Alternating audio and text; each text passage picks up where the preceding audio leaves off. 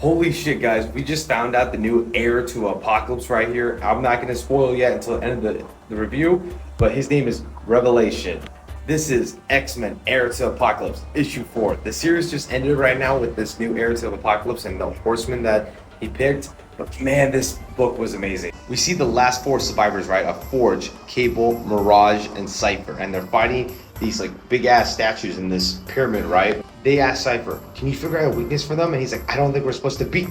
Just crushes all of them and absolutely like kills them pretty much. Those statues, however, didn't kill any of those members. Cable got teleported to this like Days of Future Past situation, and he's talking to Apocalypse and how he's always will oppose Apocalypse no matter what. Apocalypse shows up, right? He's like, why would you even accept this to be the next heir? He's like, just because I can get all these weapons, I will just take you down. Puts a hole in his fucking big ass head. Right here, this is where he says, why did you accept? And he says, so I'll have every weapon to my arsenal to make sure my future never comes to pass, Apocalypse. He explains that Nathan, which is him, is just like Apocalypse's son, just much as the Summers and the Gray's son. And for this horseman of Apocalypse, he is War. After that whole Cable thing, the next thing we go to is Forge, and Apocalypse shows him the city that Forge made. This big ass living city, right? How it was, all the hunger crisis, the housing crisis, never fruition.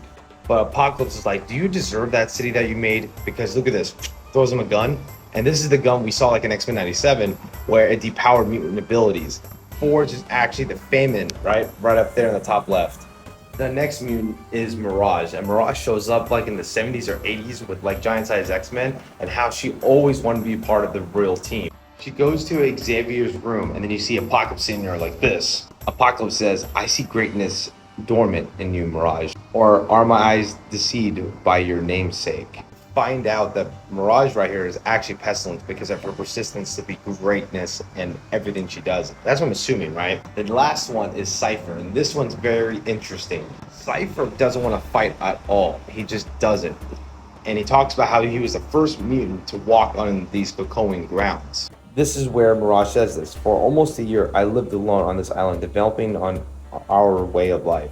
We should never have given it up. Apocalypse says, you have lost so much, Douglas Ramsey, and death can be passage toward rebirth, so he's death. On Oroka, we see Richter and Laura talking about how, where's the rest of the people at the team? Where are they? Cable, Mirage, and Forge finally show up, and they're like, where's everyone? And I guess, Exodus left, Mr. Sinister left, everybody left, and it's just Archangel, Laura, Richter, and then Emma Frost. However, Mirage shows up. She's like, where's Doug? Where's Cypher? Where is he at? In Egypt, right, we see Warlock, right, talking to Apocalypse. Apocalypse says, it's finished. Rise and meet your first disciples. Behold my heir. Behold Revelation. Revelation says, I won't shepherd as you have, with force and might. Apocalypse, right, he says, it won't disappoint me greatly if you did. New mutant leaders will rise from the ashes of Krakoa. I will listen to him, I will learn from them, and I will do what I should have done to save our way of life before the fall. I will reveal to them the error of their ways, and he's going to return. So I believe this is Cypher. So Cypher is Revelation, the first heir to Apocalypse. And this is an interesting take, and I can't wait what they're going to do with it.